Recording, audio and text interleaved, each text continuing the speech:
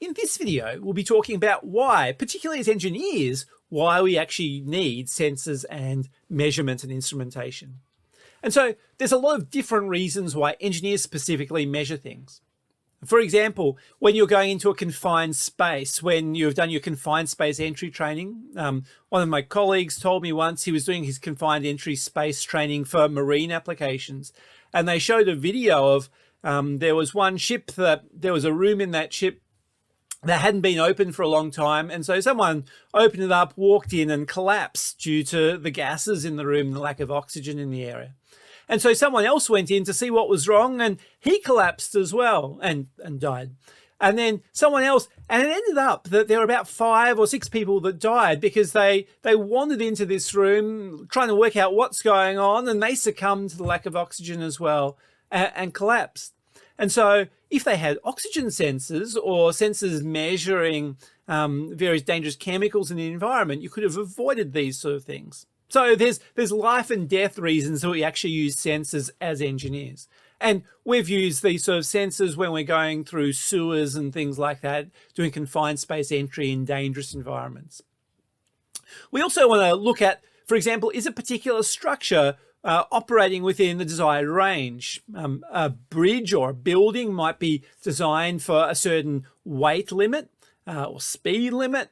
Are we actually obeying that, or are we pushing it beyond its design limit where it starts to get dangerous? We also use sensors for what we call condition assessment, where we're looking at infrastructure and looking at how that infrastructure is degrading over time.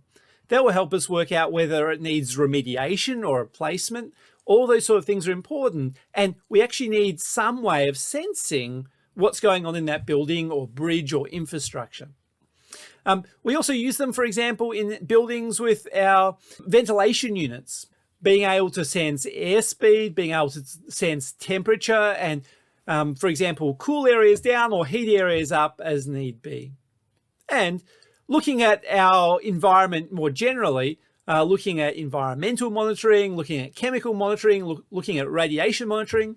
If we don't actually sense it somehow, we don't actually know what the truth is. And so our sensors are actually telling us so that we don't need to guess, we can actually find out what is actually going on. Because ultimately, we need data of some kind or another to make sort of intelligent decisions. Otherwise, we're taking a guess. We don't really know. For example, if we change something, we want to know where that change has actually made a particular process or procedure or whatever it is better or worse. We're thinking about the scientific method here, where we change a variable and we evaluate it and we have a feedback cycle there. If we change our composition of concrete, is it actually improving our strength? If we change the way we've bolted something to a wall, is it actually improving our strength, or is it having a negative impact on our strength? If we change the way we're dosing our water with various chlorine and things like that, our concentrations and our frequency, is it having a positive impact at the end of the line or a negative impact? All of those things, well, we could take a guess, but how useful is that going to be? Much better off if we can use some sort of a sensor to quantify that and to actually know. One thing I should say, though, is sensors are moving away from this style sensor that I grew up with, that was basically a standalone sensor that tells you a bit of information and it's all standalone, to integrated sensors where you can, for example, log data or communicate that data or connect it up to the internet even, or have a nice dashboard and display and shows what's going on. Because that means that you don't need to sit there watching that sensor and recording its measurements every minute for days on end.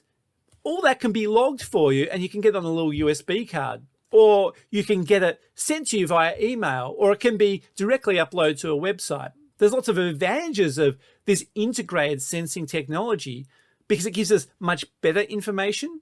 It allows us to do other things and allows us to have a say in how that information is used and process that information without laboriously just recording it by hand. So these are the sort of sensors primarily that we'll be moving towards and investigating, because this is what we use as engineers in the workplace typically.